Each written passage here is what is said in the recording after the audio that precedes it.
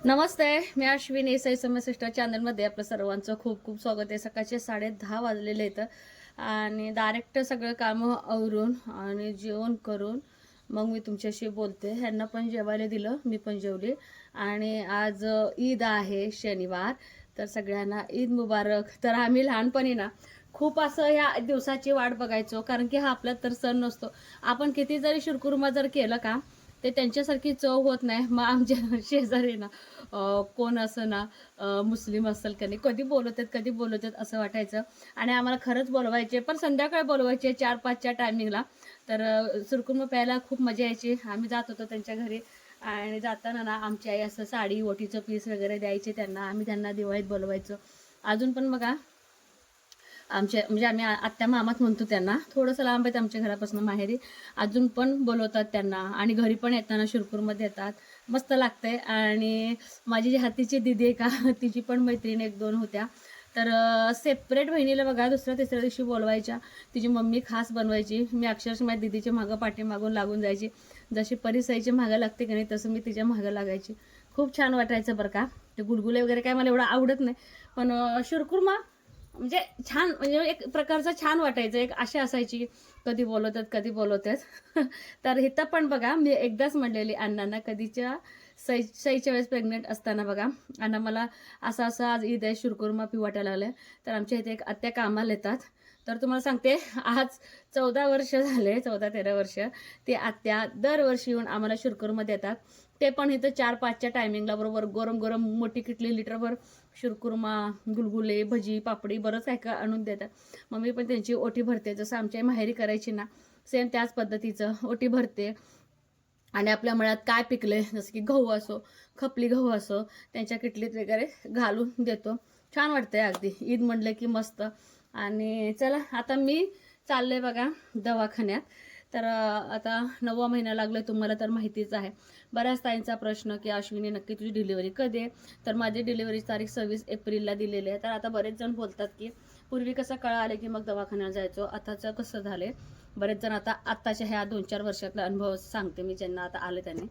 तर जेव्हा 9व्या महिन्यात बोलवतात ना लागल्या त्याच वेळेस डॉक्टर सांगतात की तुमची डिलिव्हरी आणखी 15 दिवस बाकी आहे, 8 दिवस बाकी आहे, असं तसं काय असेल ते सगळं सांगतात डॉक्टर। त्यासाठी पण जायचं आहे। सोनोग्राफी आहे का नाही हे मला माहीत नाही, जी काय फाईल वगैरे आहे ती सगळी घेतली मी फाईल वगैरे, आणि म्हटलं आता जेवणच करून जावं, कारण की दवाखान्यात गेला का नंबर येत नाही। मला वाटतं आज ईद असल्यामुळे थोडंसं गर्दी कमी असणार आहे, थोडंसं नंबर पण लवकर येईल आणि बघू आता। आणि अजून एक प्रश्न, तर अश्विनी माहेरी कधी जाणार आहे तू, माहेरी कधी जाणार आहे? मी तर म्हणते माहेरी कशाला जायला, तर इथंच माझी ट्रीटमेंट चालू आहे का, तर इथंच ट्रीटमेंट, जिथं ट्रीटमेंट चालू आहे तिथेच शक्यतो डिलिव्हरी व्हावं असं मी म्हणते। दवाखाना पण अगदी जवळ आहे आणि माझ्या दवाखान्याचा सगळा खर्च तसं बघायला जर गेलं तर माहेरचेच लोक करणार आहेत। त्यामुळे मी तिथे डिलिव्हरी झाली काय इथे डिलिव्हरी झाली काय एकच आहे, आणि तिथली माझी आई का इथली आई का एकच आहे।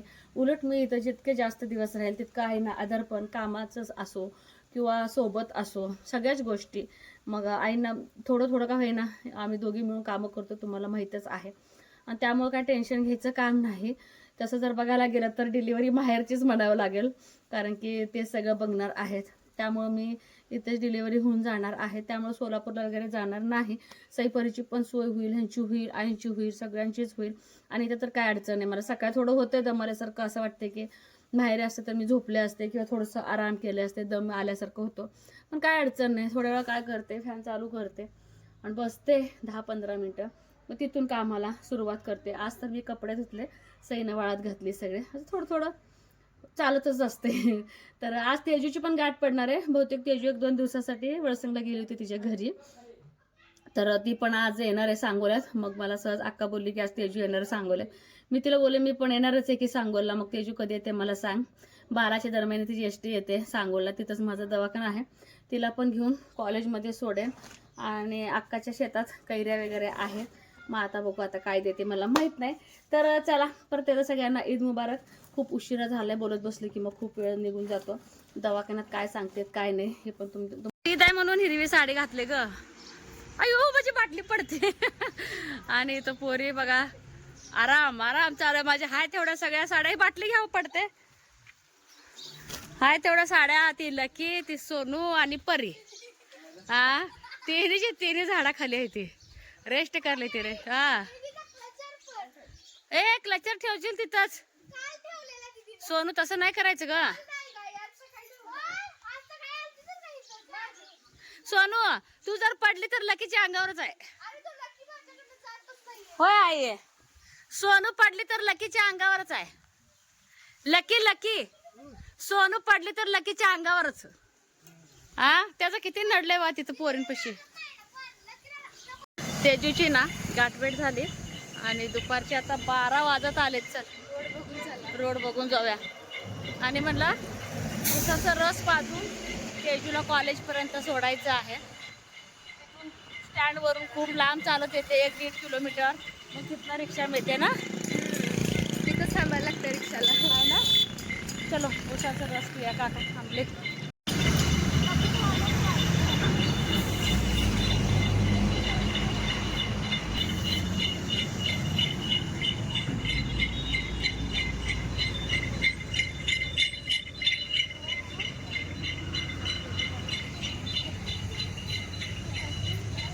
इकडे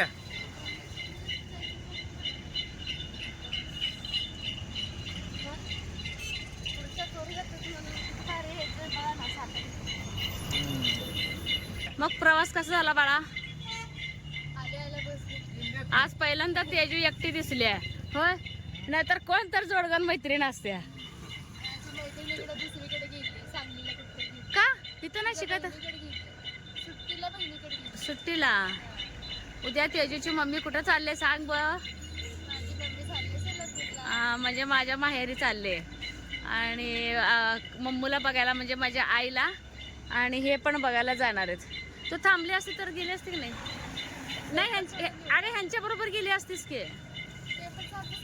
पेपर आहे का? परला जा म्हटलं बघू आता. मी तर नाहीच नाही. ते स्वरा ते आहेत ना त्यामुळं करमतंय. आणि ऊन इतकं वाढलं ना खूप ऊन. घ्या तुम्ही घ्या. नाही घेते घ्या. तुला घ्या. मोबाईल बाजूला ठेव.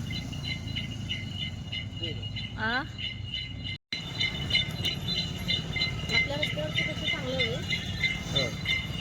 कॉलेज चांगलं नाही. आमचं ऊस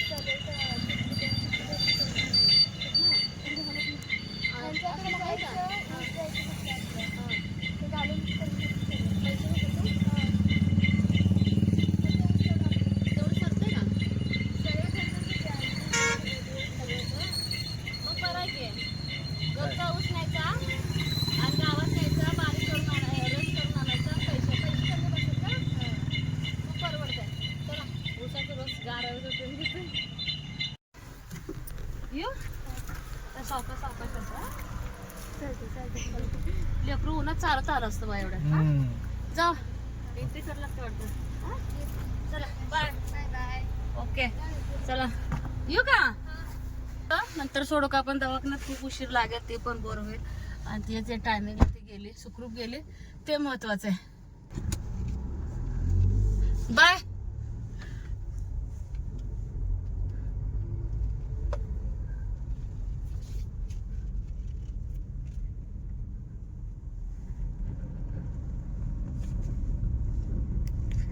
चला 12 वाजले की आता आपल्याला उशीर होते. 12-12:30 वाजत आले. उशीर होते. तर घरी यायला बघा 2:30 वाजले. सांगोल्यातनं घरी यायला. तर हे जे 2 कैरी आहेत का परीच्या मैत्रिणीने दिलेले आहेत. छोटुकले तर तसंच ठेवणार आहे मी आता. तर आधी अक्कानं काय काय दिलंय ते सगळं साहित्य बाहेर काढते. कारण की तिला आता उद्या ताईकडं म्हणजे माझ्या आईकडं पण जायचं आहे. परत तिकडं माझ्याकडं काय द्यायचं. आणि तिला शेतामध्ये इतकं काम असतंय ना. जसं की आता बघा सध्या एवढ्या उन्हामध्ये ज्वारीची काढणी चालू आहे. हरभऱ्याची काढणी चालू आहे. दोन्ही सासू-सासरे आजारी असतात. दोघांचंही पथ्य पाणी जनावर धारा डाळी करायचं सगळ्या गोष्टी केव्हा करते मला माहित नाही. आणि बॉक्सची नवीन पिशवी शिवून तिथे एक अठ्ठा असते की आशूला 4 पिशवी शिवून त्यात सगळं खाऊचं साहित्य द्यावं. तर तिला खरंच खूप म्हणजे खूप आधी गडबड होते अक्काला. तेवढ्यात ना वेळ काढून तिला म्हटलं आधी तुझ्या झाडाचे लिंब दे. कारण की लिंबाला ना सोन्याचा भाव आलाय सध्या. इतकं लिंब महाग आहे, तर लिंब दिले आधी. आणि सोलापूरला नेण्यासाठी, परत तेजूला बांधण्यासाठी, आणि माझ्या बहिणीचे 2 मुलं आले त्यांनाही बांधण्यासाठी. वाव, एकदम किती सुंदर बघा, किती छान एकसारखे शेंगदाण्याच्या पोळी. हे बघा, तूप लावून खाणार आहे मी आता. मस्त. तर एक 8-9 तरी शेंगदाण्याच्या पोळ्या दिल्या मुलांना बांधायला, घरात खाण्याला. परत आता सोलापूरला उद्या द्यायचं, ती उद्या आईला बघायला चालले. आणि दुसरी गोष्ट,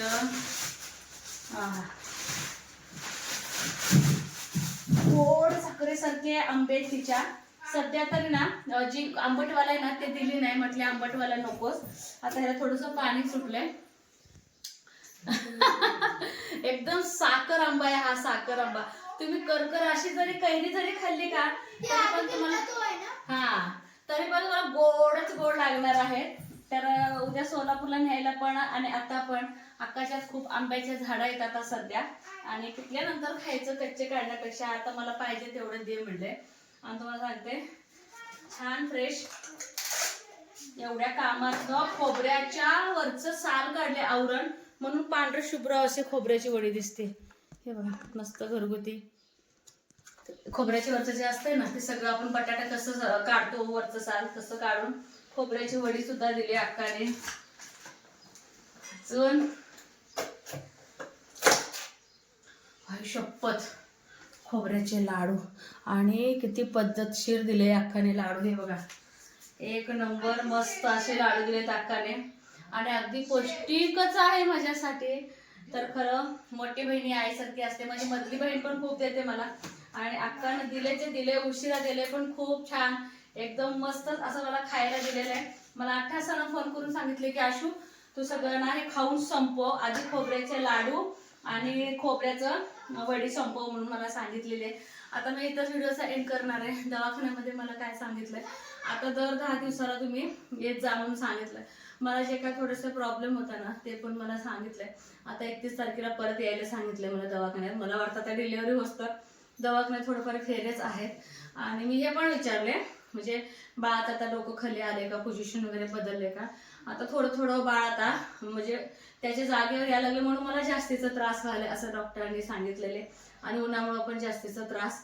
सकाळी खाल्लाय आता, पण अजून थोडंसं आता हे काय थोडं थोडं बघायची, खाऊन बघायची इच्छा झाली. आणि थोडंफार मी जेवणार पण आहे. आणि इथंच व्हिडिओचा एंड पण करणार आहे. आणि तेजूला तिच्या तर कॉलेजमध्ये सोडून आले. तिने हे म्हणले होते 2 दिवस, पण ती पण नाही बोलली. तर चला, अक्काचा खाऊ कसा वाटला हे मात्र सांगायला अजिबात विसरू नका. चॅनेलवरती कोण नवीन एका व्हिडिओ तर बघत राहा, लाईक शेअर सबस्क्राईब करायला अजिबात विसरू नका. बाय.